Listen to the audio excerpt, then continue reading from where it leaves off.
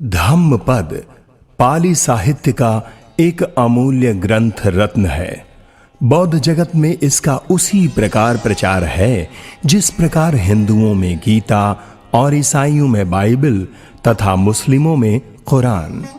धम्मपद में कुल 423 गाथाएं हैं जिन्हें तथागत बुद्ध ने बुद्धत्व की प्राप्ति से लेकर महापरिनिर्वाण पर्यंत समय समय पर विभिन्न विनेय जनों के अध्याशय, अभिरुचि एवं भिक्षुओं के द्वारा समय समय पर उपस्थित समस्याओं के समाधान स्वरूप उपदिष्ट की हैं। इसे बुद्ध के परिनिर्वाण के पश्चात बौद्ध सांगीतिकर्ताओं ने एकत्रित कर विषय वस्तु के अनुसार क्रमशः विभिन्न वर्गों में बिठाया है। धम्मपद 26 वर्ग और 423 गाथाओं में निबद्ध है। सहस्रमपि चेवाचा अनत्थपद संहिता एकं अत्थपदं सेयो यं सूत्रा उपसम्मति। अर्थात व्यर्थ के पदों से युक्त 1000 वचन से भी सार्थक एक पद श्रेष्ठ है जिसे सुनकर उपशांत हो जाता है। सहस्रमपि चेगाता अनत्थपद संहिता एकं गाथा पदं सेयो यं सूत्रा उपसम्मति। अर्थात अनर्थ पदों से युक्त 1000 गाथाओं से भी एक गाथा पद श्रेष्ठ है जिसे सुनकर उपशांत हो जाता है। यो च गाता शतं भासे अनत्थपद संहिता एकं धम्मपदं सेयो यं सूत्रा उपसम्मति। अर्थात जो अनर्थ पदों से युक्त 100 गाथाएं भी कहे उससे धर्म का एक पद भी श्रेष्ठ है जिसे सुनकर उपशांत हो जाता है। यो सहस्रं सहस्रेण संगामे मानुषे जिने एकं च जेयमत्तानं सबे संगामजुत्तमो। अर्थात जो संग्राम में हजारों मनुष्यों को जीत ले उससे उत्तम संग्राम विजयी वही है जो स्वयं को जीत ले। अत्ताहवे जितं सेयो याचायं इतरापजा अत्तदन्तस्य पोषस्य नित्यं संयत्तचारिणो नेव देवो न गन्धर्वो न मारोषः ब्राह्मणा जितं अपजितं कैरा तथा रूपस्य जन्तनो। इन अन्य प्रजाओं को जीतने की अपेक्षा स्वयं को जीतना श्रेष्ठ है। स्वयं का दमन करने वाला और नित्य अपने को संयम करने वाला जो पुरुष है उसके जीतने को ना देवता, ना गंधर्व, ना ब्रह्मा पराजित कर सकते हैं। मासे मासे सहस्रेण यो यजेत शतं समं एकं च भावितत्तानं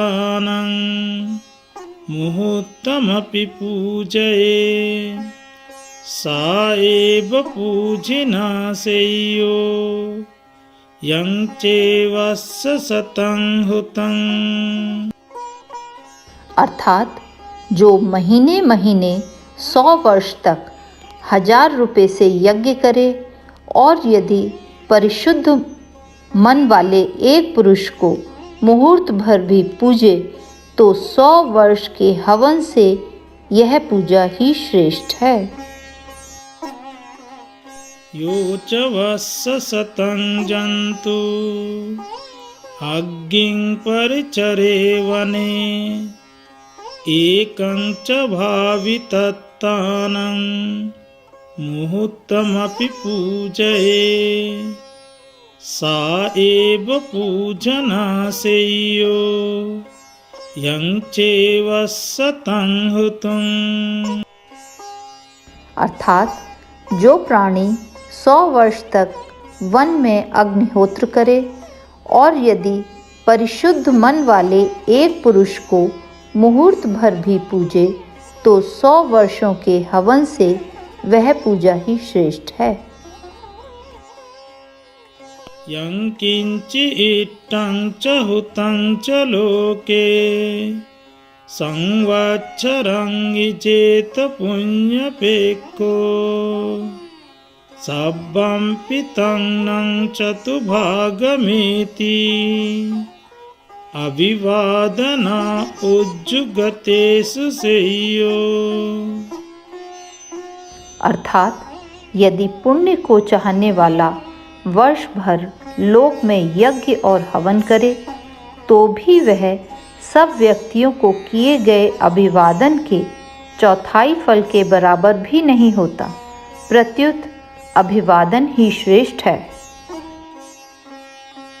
अभिवादनशीलस्य नित्यं वद्धापचायिनो चत्वारो धम्मा वर्धन्ति आयुवन्नो सुखं बलं। अर्थात जो अभिवादनशील है, जो सदा वृद्धों की सेवा करने वाला है, उसकी 4 बातें बढ़ती हैं।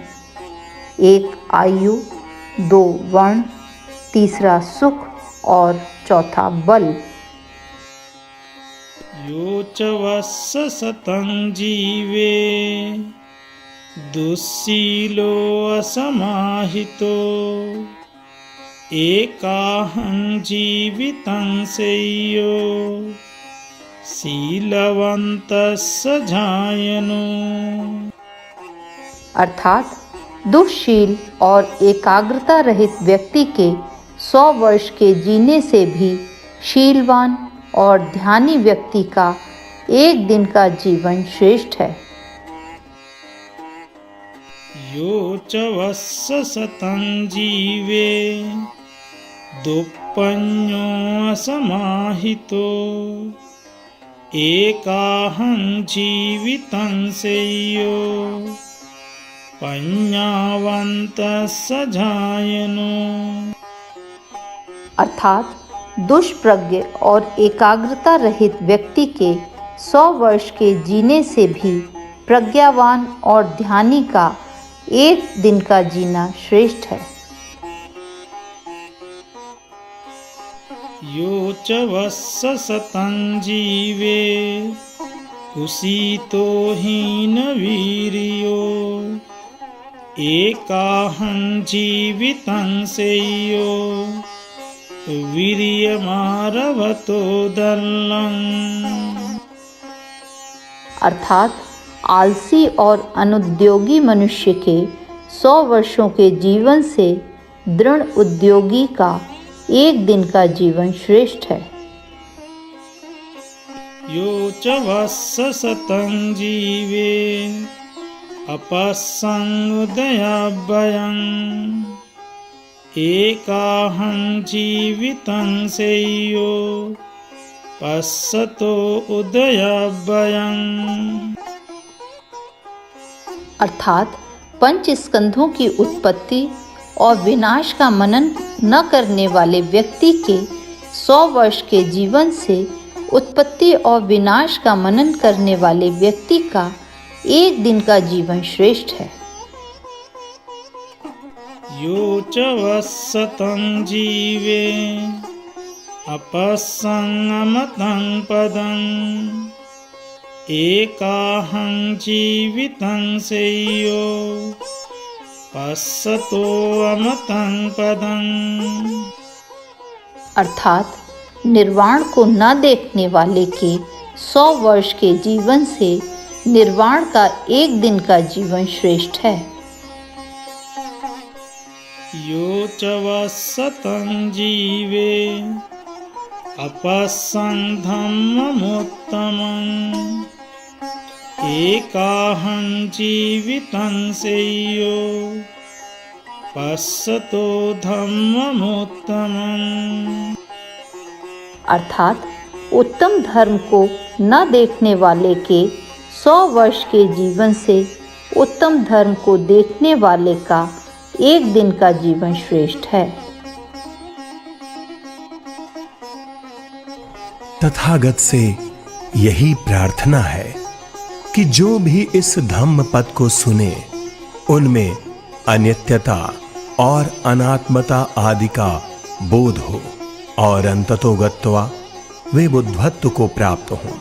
ये संसार ये आर्य जनों से सदा भरा रहे तथा आध्यात्म सद्बुद्धि को प्राप्त करे। संसार सुखमय एवं शांतिमय हो, यही मंगल कामना है। साधु साधु साधु।